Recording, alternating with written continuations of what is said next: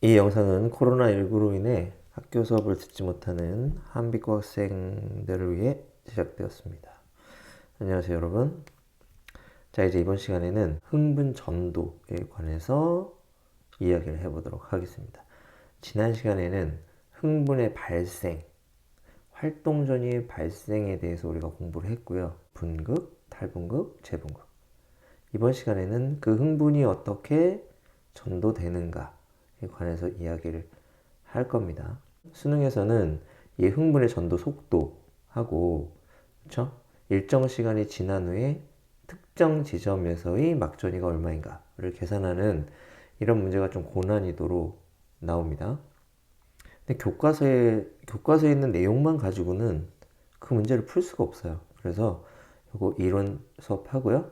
그다음에 요 다음 강의에 여러분들이 좀 연습할 수 있도록 어려운 문제를 풀 수 있는 요령을 좀 알려드리도록 하겠습니다. 볼게요.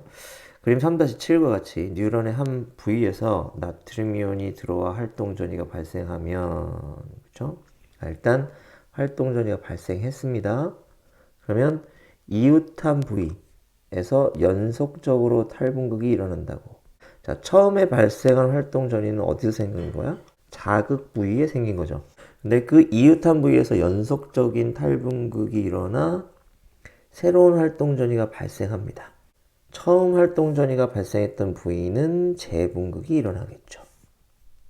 이렇게 활동 전이가 축삭돌기를 따라 연속적으로 발생하면서 흥분이 전도되는데, 이때 활동 전이의 크기는 일정하다. 그림 보세요. 처음에 여기가 자극을 받은 지점이겠죠? 자극을 받은 지점에서 나트륨 이온이 유입됩니다. 여기 뭐가 일어나요? 그렇죠. 탈분극이 일어나는 거지.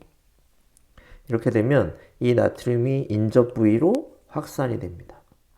그럼 인접 부위에 나트륨 이온 농도가 높아지겠죠? 그럼 막전이가 상승한단 말이야.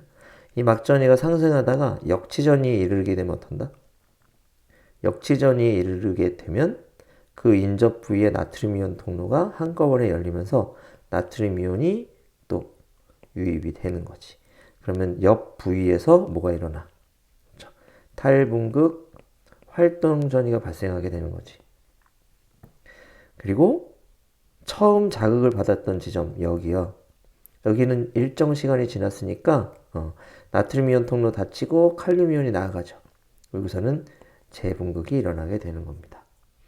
또 시간이 지나면 그 인접 부위에서 탈분극이 일어나고, 조금 전에 탈분극이 일어났던 부위는 재분극. 재분극 후에는 다시 분극 상태로 돌아가죠. 이런 식으로 탈분극이 옆으로 전도되는 겁니다. 그렇게 어렵지 않죠? 이때 흥분 전도의 방향성은 없습니다. 다시 해서 양방향. 왜냐하면 나트륨 이온이 이쪽 오른쪽으로만 확산되는 게 아니라 왼쪽으로도 역시 확산이 되잖아요. 그러니까 양쪽 방향으로 다 확산됩니다. 축삭돌기 여기다 다시 한번 그리고, 자, 여기가 자극이야. 그럼 여기 탈분극이 일어나겠죠? 시간이 지나면 여기가 재분극으로 바뀌어 그동안 탈분극은 좌우로 퍼져나가죠. 이렇게. 이런 식으로 퍼져나갈 거야. 그러니까 흥분 전도는 양방향. 여기서 간단하게 하나만 선생님이 질문을 해볼게요. 여기가 자극 지점입니다. 그럼 자극 지점은 어떨까? 자극을 받자마자 탈분극을 시작하겠죠? 그렇지? 근데 자극 지점으로부터 일정 거리가 떨어진 이 지점을 D1이라고 한번 생각해 볼게요. 근데 이 D1에서 측정을 해봤더니 D1에서는 3m초 후에 탈분극이 시작되었다고 한번 생각해 볼게요. 왜냐하면 여기서부터 여기까지 뭐 해야 되니까, 전도해야 되니까 자극을 받은 지점은 즉시 탈분극 시작이고, 자극에서 일정 거리가 떨어진 지점은 일정 시간이 지난 후에 탈분극을 시작할 거 아니야. 그 시간이 3m초였다고 한번 생각해 봅시다.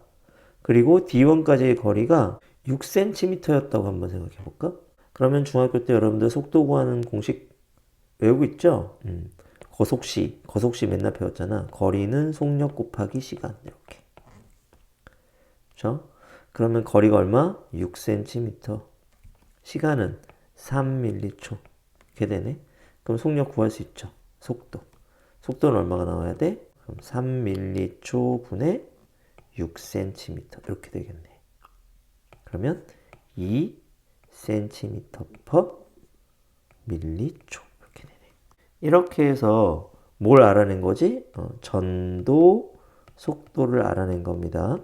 전도 시간을 알고 거리를 알면 전도 속도를 알 수 있겠죠.